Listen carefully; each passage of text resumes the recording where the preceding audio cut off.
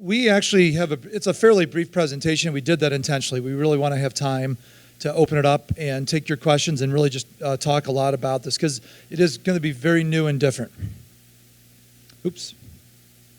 So what the heck is prior? How many of you really don't have an idea what this is yet?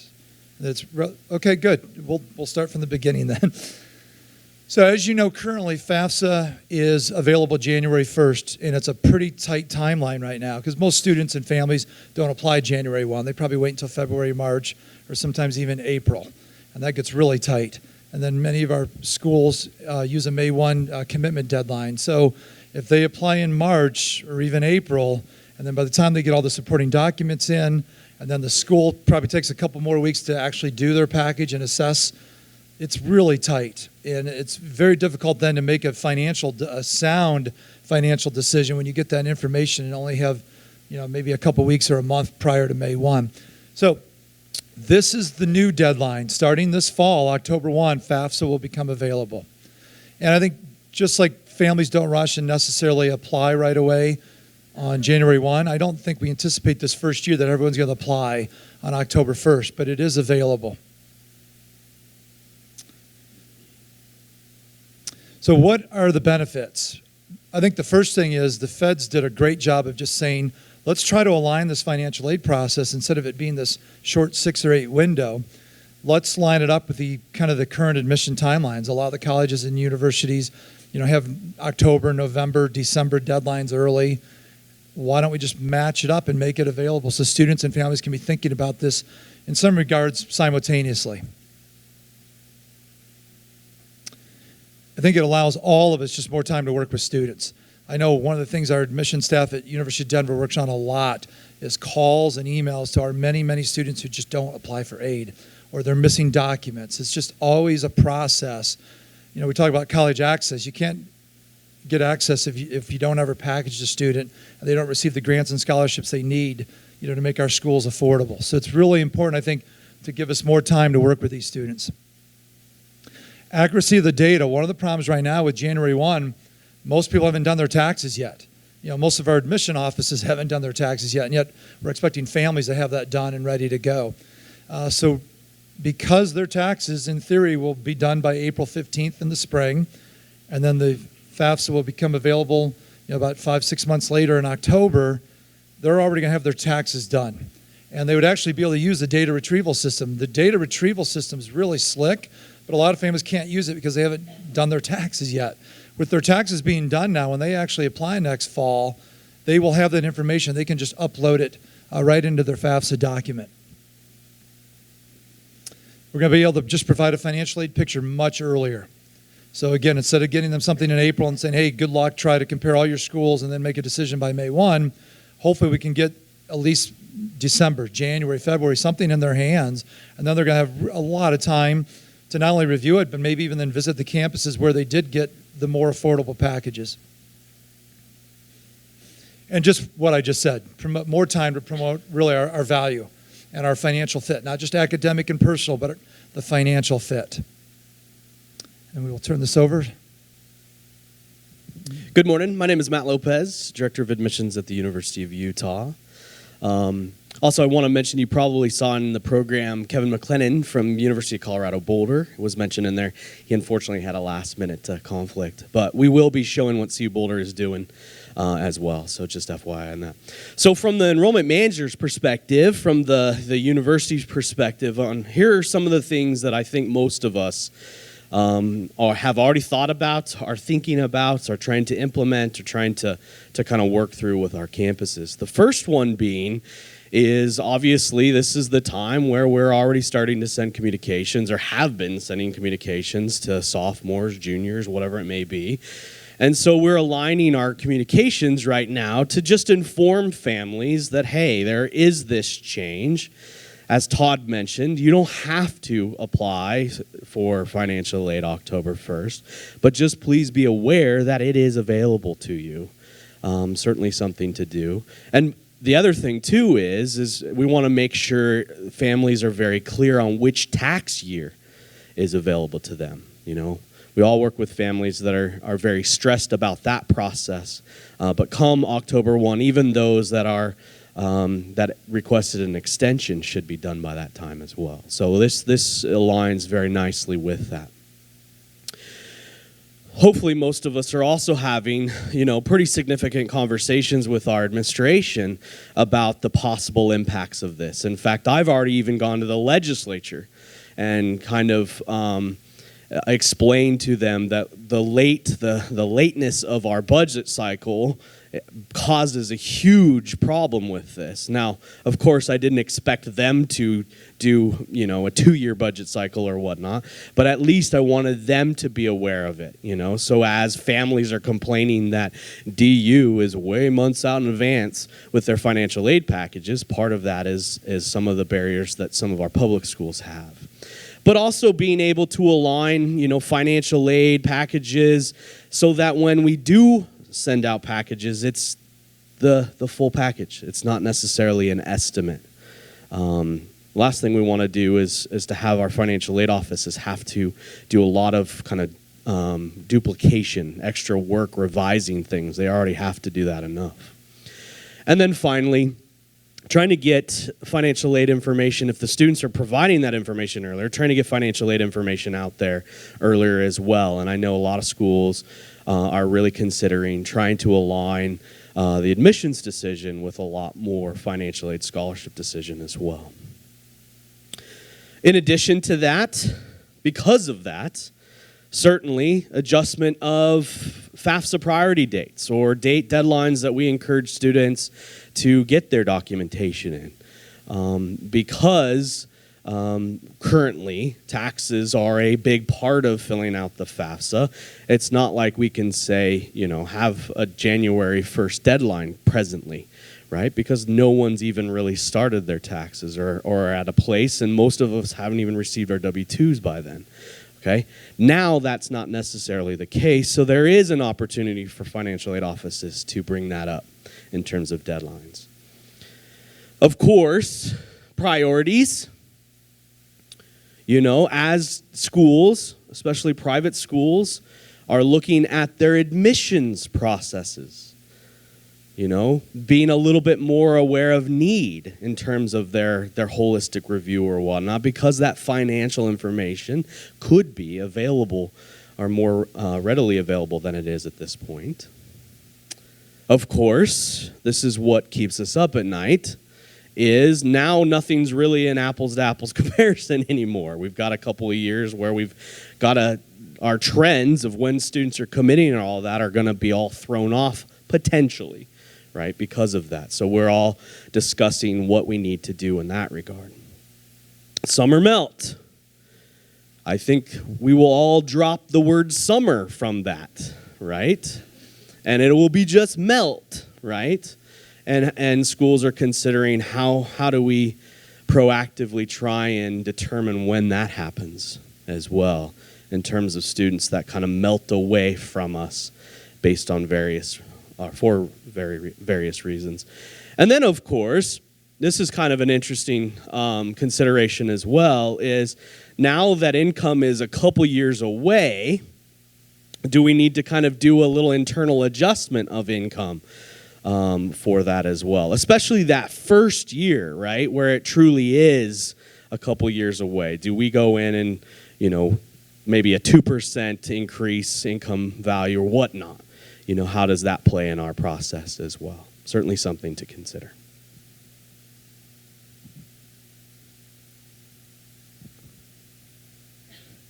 So what does all this mean? I think we've seen a lot already. That I think we're going to be fine. I think people are saying this is going to be the biggest disruption we've seen in our business in 50 years. Certainly, I think we're going to change some of our timelines and our processes. I don't see this being a major disruption. We're still not really changing a lot. I really see it more as just it's going to benefit schools. It's going to benefit students. I think our secondary counselors in the room is where it could be a little more disruptive, because it's going to have students wanting to do things at the same time, which you guys have thankfully have not had to do that in the past. But I really think what Matt said is true. We're more going to be serving the demand. I don't really see, and this hopefully will alleviate some of the anxiety for the secondary counselors, that I don't see October 1 coming and then all of your families are going to want to apply for aid. I still think most families will view this as a sequential process. They're going to apply for admission, get admitted, and then still apply for aid, but they're still going to have much longer to do that now in this new timeline. It's still going to be a better window, but I think years 2 and 3, we could start to see more people viewing this as a simultaneous and really trying to take advantage of that. So I've already hit that. I think one of the reasons, though, colleges and universities are going to feel this urge, especially on the private school side, I really think in those competitive markets, you're going to see schools very aggressively encouraging their students to apply for aid, but then also ready to go, that they will admit and package them at the same time. And I guess for their financial aid offices, in a way, if they are able to adjust their cost of attendance, they're going to kind of alleviate some of the work of their staff, because right now a lot of times you provide an estimate, and then when your costs get set in January, February, or March, then you send out an actual package on those costs. So now a lot of the colleges can just send out a package. They don't have to duplicate their work, which will be nice. I kind of mentioned this earlier. I do think we might start to see, though, this limited demand, kind of serving the demand that initial year or two, start to turn into maybe the norm, where more families are just going to expect this. I think one thing with secondary counselors, when you start to get students, especially that first year or so, coming in and they show you their 5 financial aid packages, they're not going to be apples to apples as much as they maybe are now. Because, Matt talked about some schools are going to change when they do their budgets. So their budgets might actually look higher because it's the next year's budget already. Some schools will be giving them estimates on the current year costs. So you're going to be comparing scholarships and costs that aren't the same year. And that's just something that you're going to have to really help, I think, your students be able to understand that difference. I think the main thing, though, and this is kind of a message to our colleges and universities in the room, let's not go crazy with this. I think there's some advantages from an enrollment management perspective, but let's not forget why we changed these deadlines. This should be a really good thing for families and for students and for all of us serving those students. But let's keep the window where the federal government wanted to have it. In other words, you can start applying October 1 all the way through the winter and spring. And let's not just rush, get these students packaged and then expecting them and really pressuring them to commit in December, January, February. That defeats the purpose of why we made this change in the first place. So yes, there can be some competitive advantages, but let's kind of tone that down a little bit. And then how are we going to do this at DU? And we did see this as an opportunity to align our timelines and our deadlines. So November 1 has always been our early application period for admission.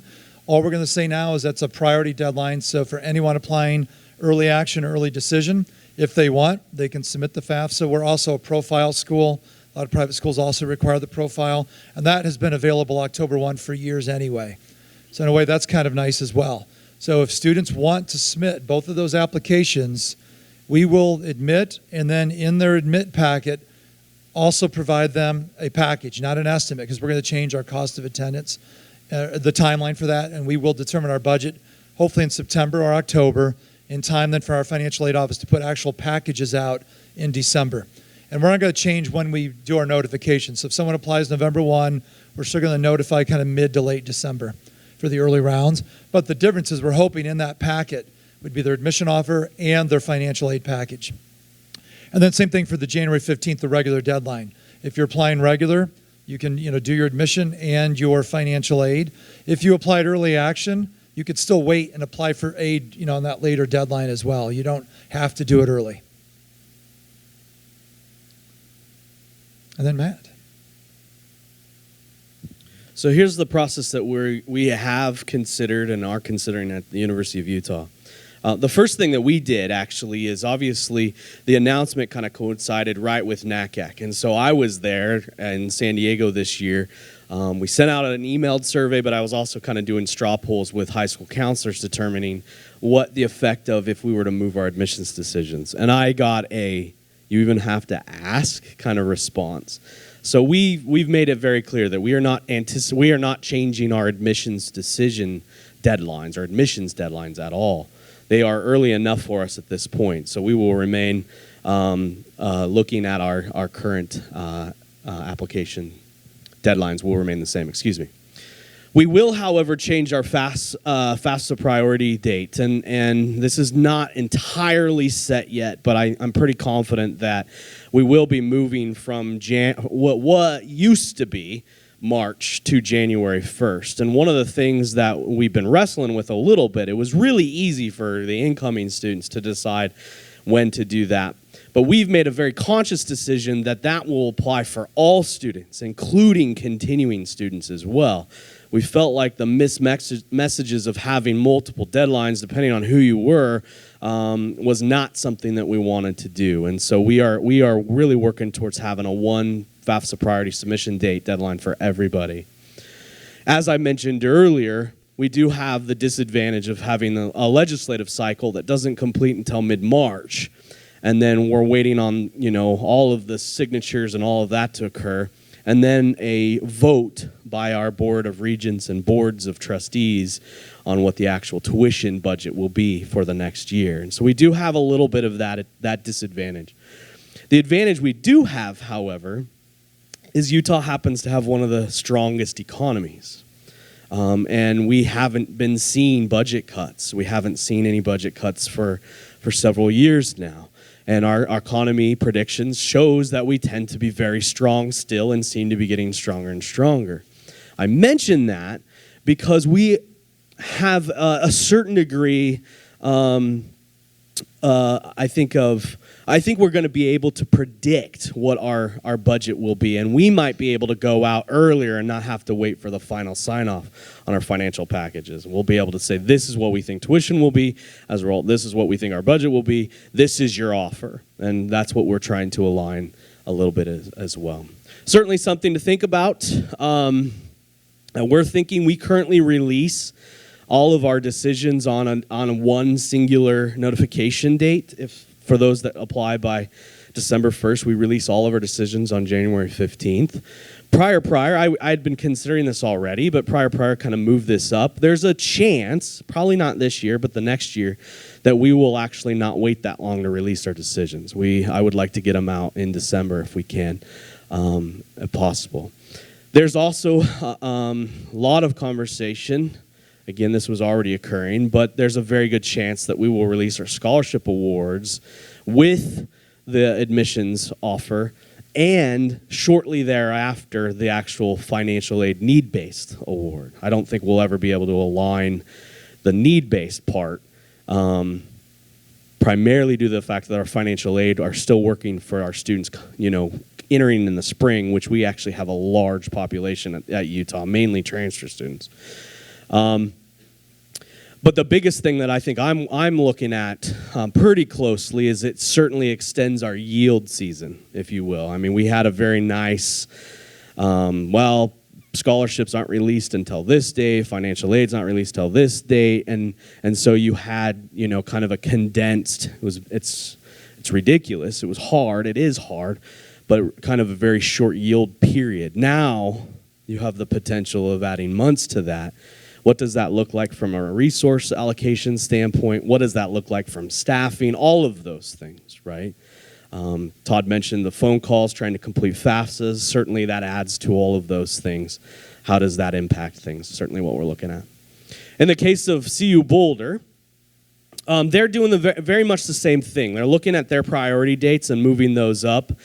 Also March 1st, considering moving that to February 1, as you can see. But Kevin, obviously, in Colorado, has been very cautious and wants to make sure that, just like Todd said, is that we don't forget the reasons behind this process. And so he doesn't want to necessarily adversely affect families or students on that.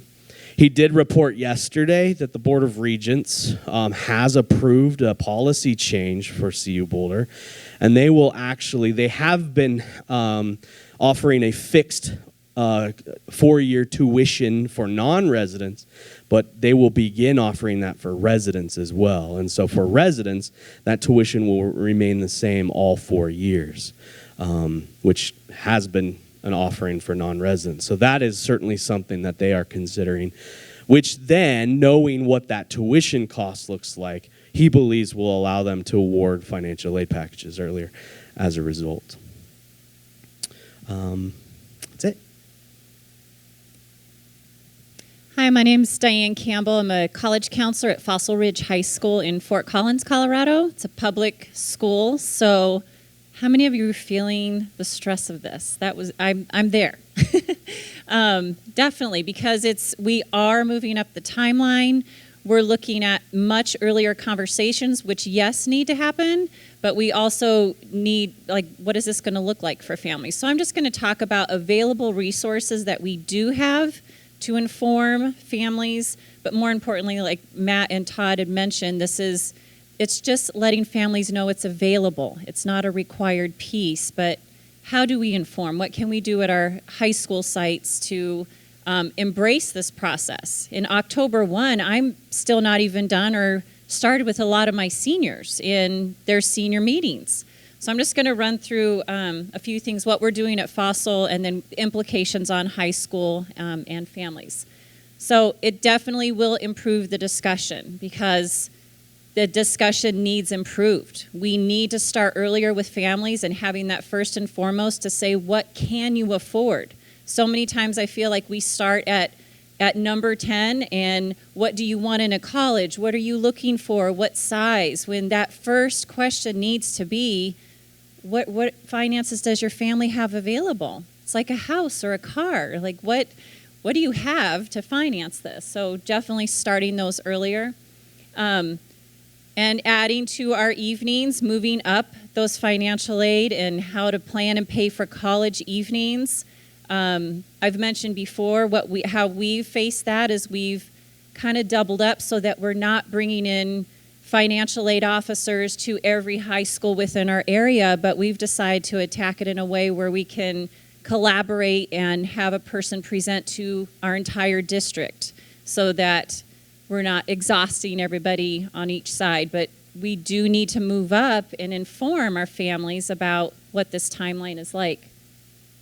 Fall workload increase. I feel like I'm going to have to download that breathing app of deep breaths because October 1st that's a substantial move up. But I've embraced both sides now.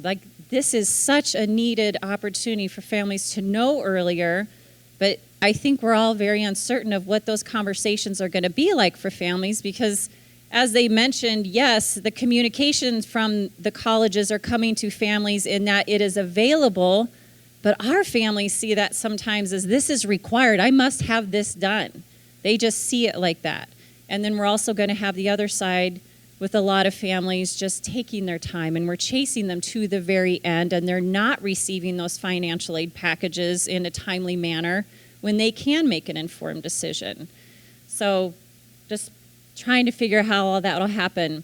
In college and university visits earlier, will they be requesting earlier visits so that they can have those conversations with our students? Are we starting visits in July? We just don't know. I don't know, that might be a good thing at the end. I'd love to hear from other colleges too, if that's a conversation, if you're trying to set earlier visits so that you can talk about the packaging. And what will this mean for our families? I mean, again, first and foremost, that's where the attention is to our students and to our families of what this prior. We have to remember, too, a lot of our families going through the process for the first time, they might not even be aware there was a date change. They may not know. So we don't have to get all up in arms like, oh, your date has changed. They're like, okay, what was it before?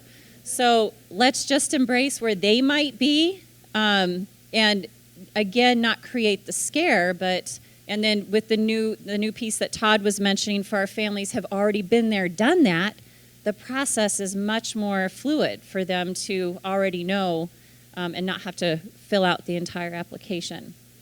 And then the mixed views on stress, I feel like we just don't know. But as we know, the families we work with, it is a very long and stressful process. I felt like I was talking to a couple people yesterday that I felt like we had seasons that we could work with families. We'd bring them into our offices. We'd talk about creating a list and good choices and fit and kind of have some time with them to really look at, visiting. And then we moved on to the next process, now financial aid. And we're like walking the door with it all, everything.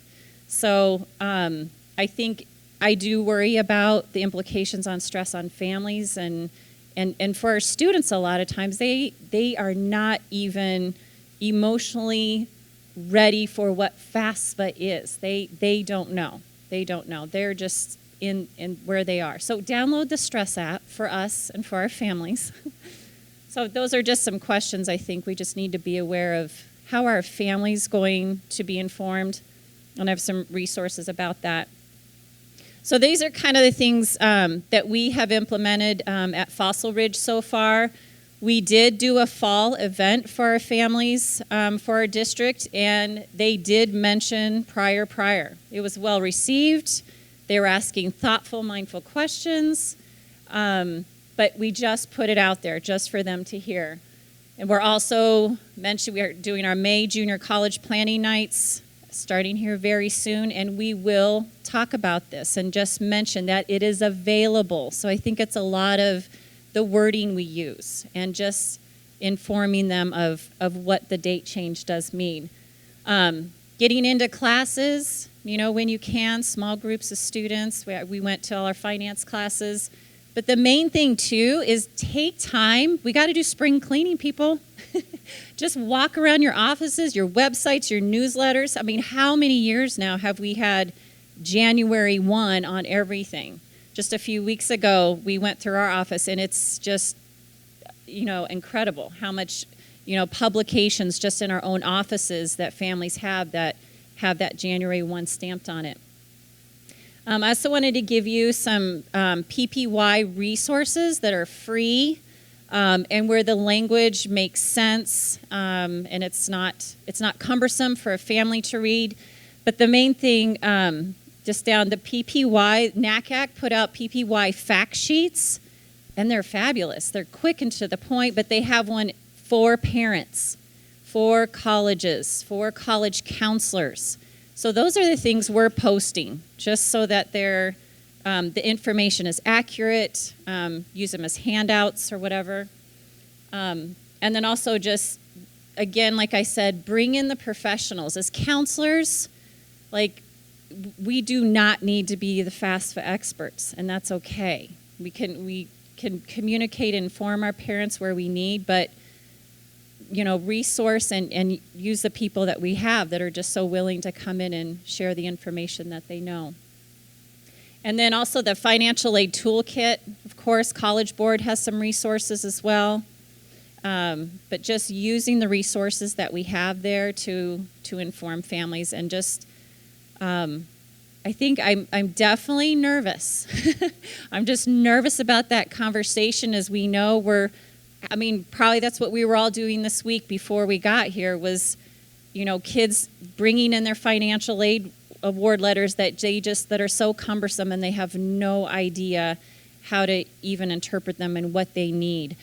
So with that, I see it as a positive side. I look forward to having those conversations much earlier so that they can make informed decisions so they're not feeling that May 1st I have to make a decision in 2 weeks now because I finally know what my financial aid packaging is. So I think we just need to embrace where they are and know that there's some great resources out there for us to use, so don't feel like you have to figure this all out.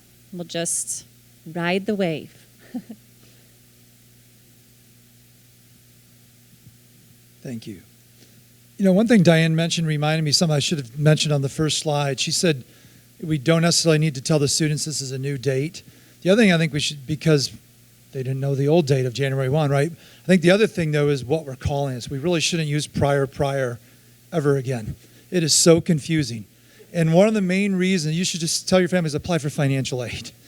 The taxes they just did. So we're in April of 2016. They just did their taxes on 2015. When they apply this fall, they're using 2015 taxes. So that's really, in their mind, prior year. Because if you call it prior year, they're going to think they need to provide their 2014 data, and we don't want them doing that. They will not get packaged on that data. So they really are just using their prior year. The reason the feds have called it prior, when that student enrolls a year later, because they're going to apply this fall, but they won't actually enroll until the following fall. So when they're enrolling in the year they're receiving the aid in that fall of 2017, that point it is prior. It's now 2 years old. 2 years old. So some of the terminology and the dates, I think just to kind of keep it simple, let's not use some of these anymore. SPGP, I just finished a recent kind of a 2-year stint of chairing NACAC's Admission Practices Committee. Matt has been the chair and been involved for the AP committee with RMACAC for several years now. Probably two of the biggest rules that we receive complaints on or violations on are the two that I'm showing you on the screen. So it concerns Matt and I and our other committee members across the country is these two are already a problem with schools pushing the envelope on not necessarily publicly having an application deadline prior to October 15th, but they do a lot of things to manipulate that kind of behind the scenes. And same thing with May 1. You know, people maybe say in their letters and on their websites that they follow May 1, but their practices will tell you something different, that they're really pressuring people to commit a lot earlier than that. I'm worried with financial aid being available earlier that they're going to push both of these on the front end to when you should be applying, and then on the back end when you should commit. That schools are going to say, look, you've got your admission offer from us, you've got your financial aid package, it's now December or January, why do I need to wait until May 1 for you to decide where you're going? And I just think some of the communications that we could potentially see, even though they'll say, well, we follow May 1, they might be using some of the language in emails and phone calls with their counselors that would maybe say otherwise. So it's just something we need to keep an eye on. With that said, I think eventually some of our admission practices committees could get pressure to have NACAC consider changing these rules. In other words, why do we need to wait till May 1? Do we still need May 1? Can May 1 be April 1? Can it be March 1? Why do we need October 15th? Can't students start applying and we can set our deadlines September 1? And then they could do their financial aid a month later on that October 1 deadline. These are just hypothetical situations that I think our committees could receive pressure from some colleges and universities. And what I've written up there is where I think we need to draw the line. I think we need to all take a breath.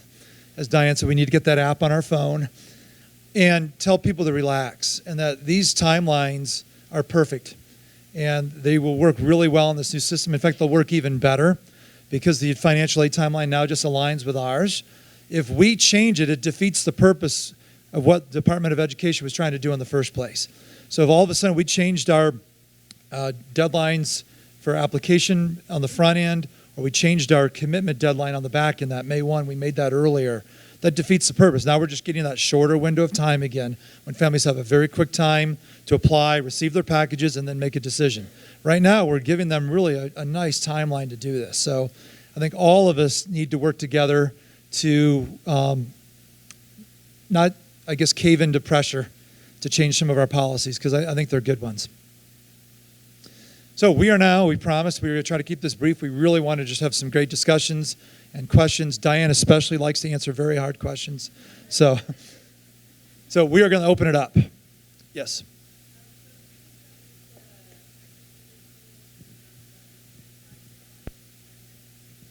Yeah, that's a good question. So she asked if they don't use the data retrieval. I think, first of all, we hope by October, November, December, when they are applying, they will be able to use it. There's going to be very few families, I would think, the following fall that still hadn't done their taxes yet. So time will tell. Yes.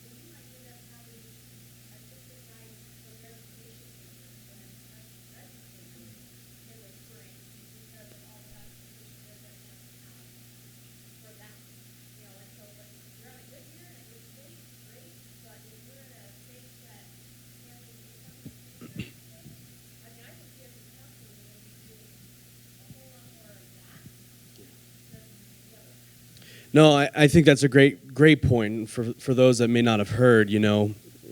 Not every state has the economy that Utah has seen, right? And I think there's a couple of things, and I say this having been the professional judgment guy at the University of Colorado for years. I started in financial aid.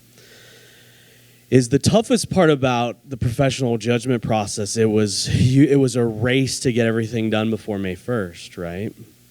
But the advantage of this now is, yes, taxes are done, right? So we do know what it is. Maybe they don't know what the circumstances are yet for professional judgment, but I think the greatest part about it is there is time. There is time. Now, yes, I understand that there's a lot of education that goes a part of that professional judgment process, and I totally get the additional maybe nights to explain some of that. But I think that's the advantage a little bit, is that we have a little more time to be able to do that. And I think Todd hit it, right? There would be no reason why we should change the May 1 to earlier, because the whole point is now our families have more time to be educated, and it's not that race as much. Interesting thing about Utah that I want to add is, although we do have, we have all these considerations, Utah has the lowest Fafsa submission rates in the country. The lowest.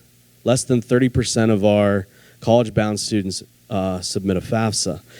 Some of that is cultural based. I don't depend on anybody else, self-sufficiency and some of those things. We are also an extremely debt-adverse population, which there are positives to that. Like our economy helped because of that, right? But we have a lot of hard conversations with families in Utah, at the very least, literally sitting down, doing the math, saying, do you know how much more expensive it is to get a 7-year, 8-year undergraduate degree because you're working full-time at the same time than it is to take out a little bit of a loan, right? And so from my perspective, it's the same thing, right? It gives us more time to have those conversations. And more importantly, it gives us more time to get to everybody, right? If only 30% are applying for the FAFSA, it's higher at the U. There are various reasons for that, but that's the biggest win here, is that we have more time to take a little bit closer of a realistic view of what a family can afford.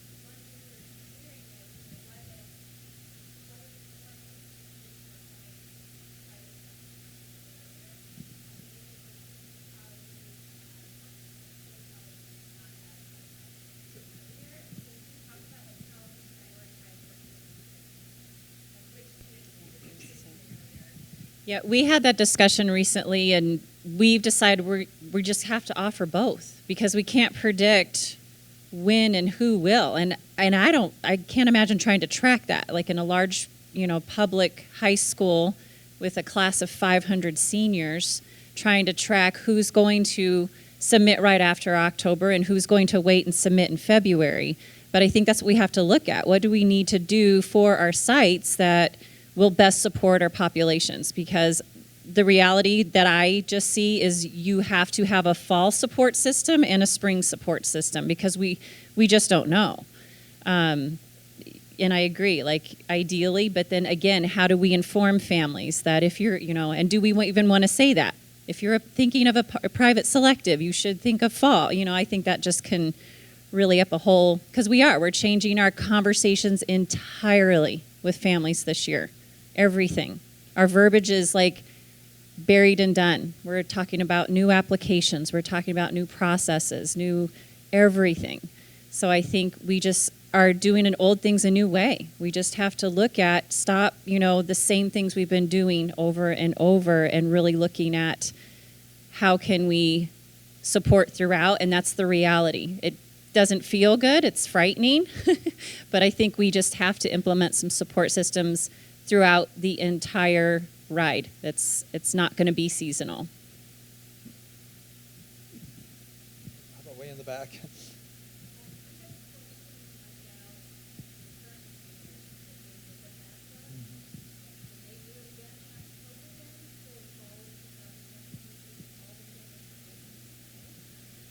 So students have to apply for aid every year. And Matt kind of touched on this a little bit on what they're going to do with their continuing students. It sounds like he's going to put them all on the maybe the January deadline. But most schools, even though the FAFSA will be available this fall, are not going to have their continuing or their current students apply for aid. They're probably going to still wait, maybe get some of these first-year students through, or these, the high school applicants. And then once we get through winter, I think for our current students, we're going to keep our timeline the same. So we'll probably still have a March or an April deadline for our returning students. Yeah, but right here.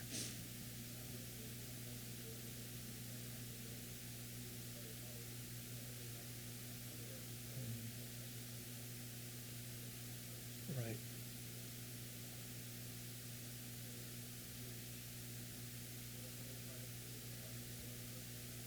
Yeah, I mean, the admission deadlines kind of vary, whether it's October 15th, November 1, or November 15th, December 1. But a lot of us do use November 1.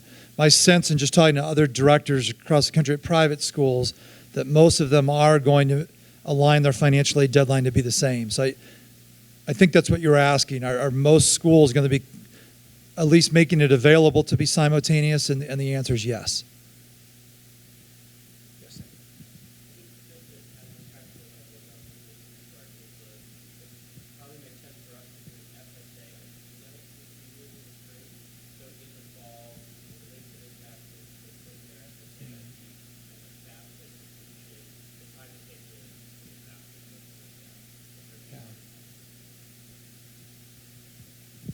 I was thinking the same thing, and with that too is just that awareness of those conversations we had with families where in January they're calling and asking, how many, colleges can I add to the FAFSA?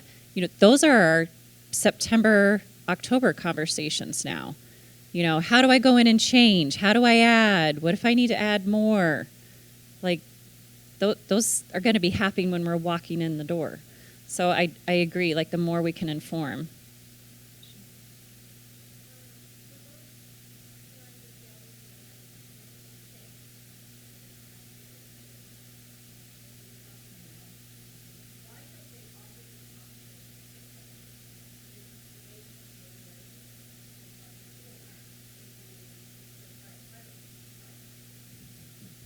So the feds have given kind of guidelines to colleges and universities, and we have to use, so for this group who will apply in the fall, we have to use 2015.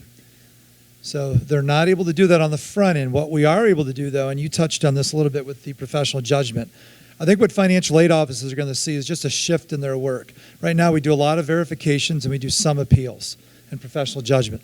I think because the data is going to be more accurate and they're going to be able to use data retrieval, we're going to verify far fewer because we won't need to. What we're going to have to do, though, is a lot more appeals. So to your question, families still need to apply for aid, get their package, and then they can raise their hand and talk to the financial aid office at school and tell them about most schools have a form you fill out for appeals. Tell them about your new situation. Now, I think professional judgment, there's nothing stopping a financial aid director or his or her staff from saying, if you want for this appeal to submit your more recent data, you can. But on the actual application, you have to use the prior.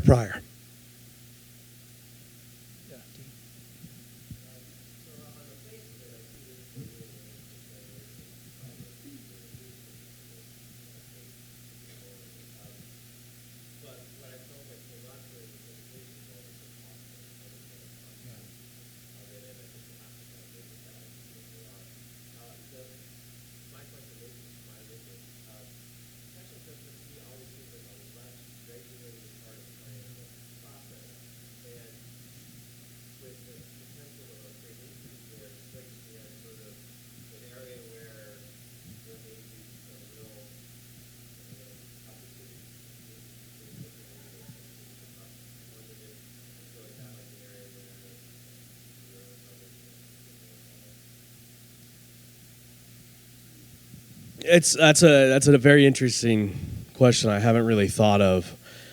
You know, schools are given quite a bit of flexibility, discretion. That's why it's called professional judgment, right? In doing that, but I think the most important thing, at least this is what we did when I used to do it, and that was a while ago. I'll be perfectly honest. That was 15 plus years ago. Is all we were doing really is on the back end going in and adjusting what they reported on the FAFSA. So there was still a lot of regulation there, and I think there was a lot of audit triggers that still occurred, and there was a ton of documentation that we had to have on hand for 7 years and all of those things. So there will be bad behavior, of course. I have not heard the Department of Education in regards to if that's even on their radar. I think right now, to be perfect, in my opinion, this is only my opinion, I think they're doing everything they can just to meet what we're talking about, and would not be surprised if there's a little bit of delay there. But I do 100%, and I've heard this from our Director of Financial Aid multiple times, that the verification part is going to almost be eliminated. Right, because the cross check with the IRS is going to happen, right? And so whether that verification does modify and is a little bit more on the professional judgment end, I think that's yet to be seen. I think I definitely agree with one of your comments too, that there are all these possible unintended consequences. The way I look at it is the consequences are really in these first couple of years, right? And yes, many of us are feeling like, shoot, now I've got to do all this change and hurry, hustle. And many of you may be like, whoa, I got to call a college night next month or, in the next couple of weeks and da-da-da-da, right? The colleges, I think, feel the same way in many instances. But I think at the end of the day, once we get through kind of that big, sharp curve, right, it'll just become the new normal is what I'm hoping for. And I agree with Todd completely that the universities need to be united as best we can, because we all have very different pressures. But we need to be united that the purpose of this is more time. It's not shifting the time in terms of admissions. It is certainly shifting the time for financial aid to more align with admissions. But the last thing we need, SPGP also says that we need to have through 6 semester grades. Right? The last thing we need to do is get to the point where 6 semester grades become available, and that's the new deadline, right? That's none of us, well, very few of us see the benefit of that part.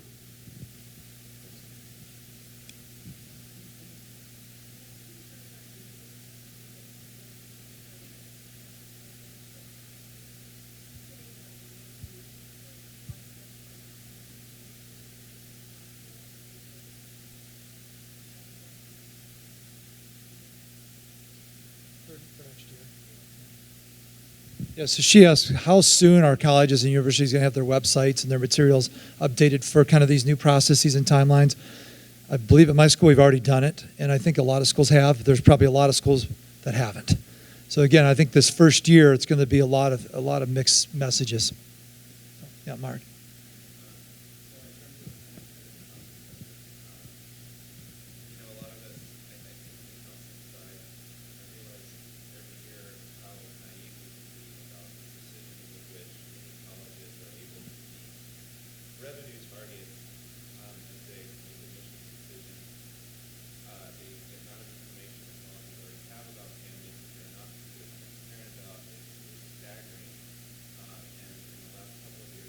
A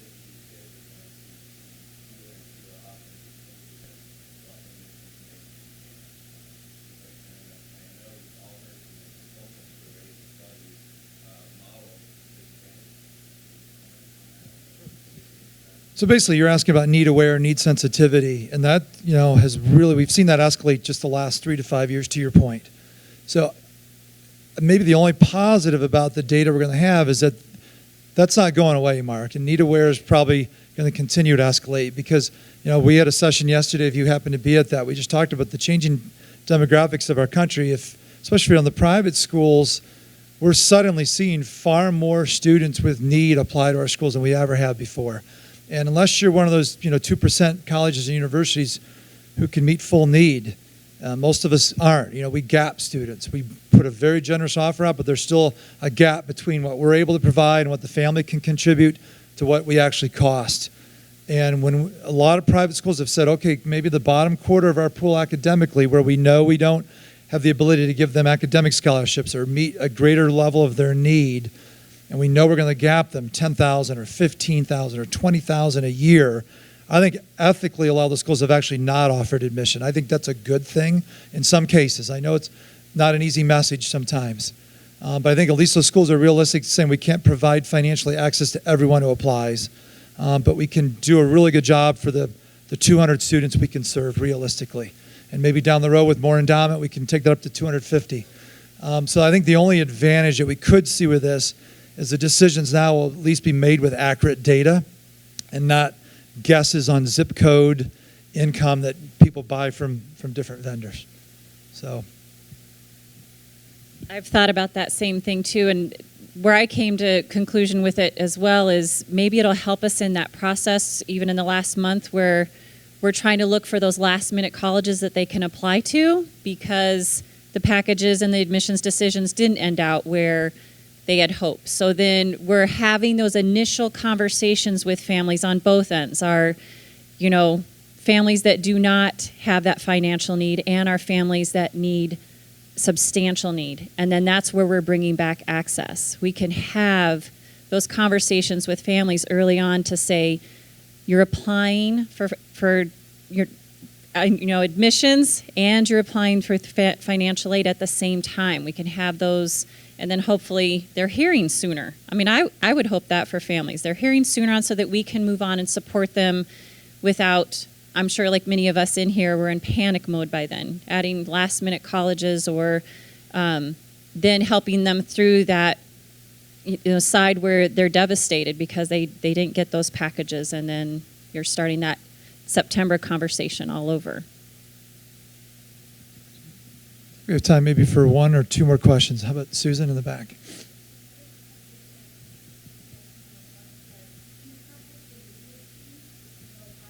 Yeah. Yep.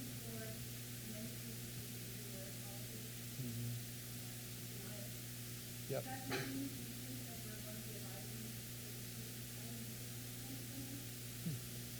And again, I think what you're describing and Mark mentioned was already starting to happen anyway. Maybe the one good news about this new environment, this new timeline, if students do get denied early and our timelines are the same, now they can apply to 2 or 3 more schools in that regular round and get hopefully some offers or at least some comparison offers, because some of your students might get admitted early and get packaged and they realize, oh my gosh, that school gapped me $15,000. But I still have time to apply to 3 more schools. And maybe offers from these other 2 or 3 will be a little more advantageous for our family. So I think there could be some pluses on this too. Yes.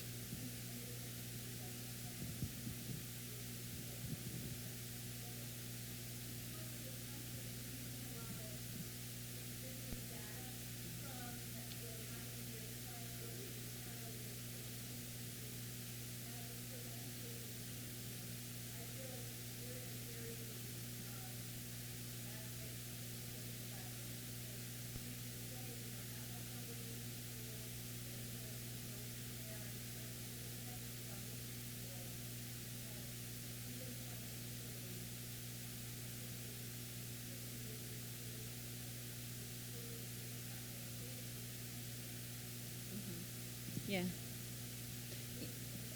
Yeah, I mean, you all probably do more than I, but, that's where I think, educating families on, like, use the net price, do the FAFSA forecasters, use those resources that are there for them to see up front some of those numbers that they're not initially even looking at. They're just looking at, what is my foundation? What is my reach? You know, they're just creating these lists without even the tuition awareness.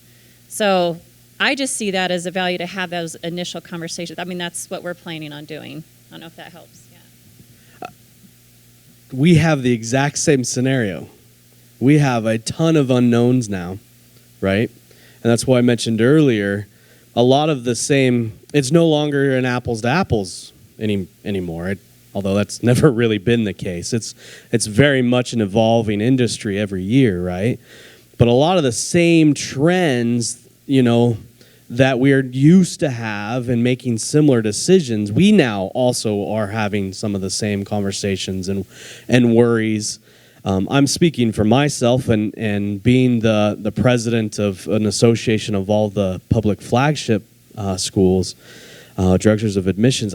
From the public standpoint, we're going to be pretty conservative. So I don't necessarily think you're going to see too much change, at least this first maybe 1 or 2 years at least. Yeah, I don't think because of prior, you're suddenly going to see more schools being need aware. I think on the margins you will. I think mostly the ones who currently are just going to be able to do it more accurately than they have in the past.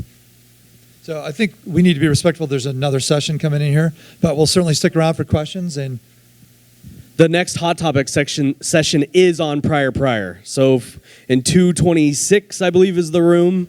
If you have 223, if you have one-on-one questions or whatnot, I will be there. I don't know if Todd or Diane are available, but we will continue the conversation up there.